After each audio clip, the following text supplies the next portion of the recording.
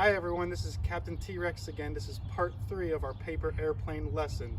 Now we're going to see how far our airplanes can fly.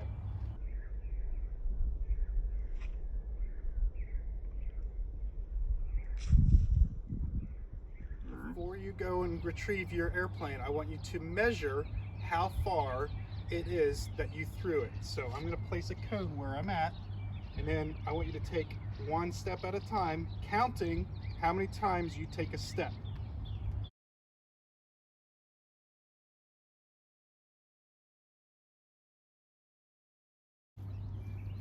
So Mr. Tinney threw it 21 feet. I want you to try and beat how far I threw it.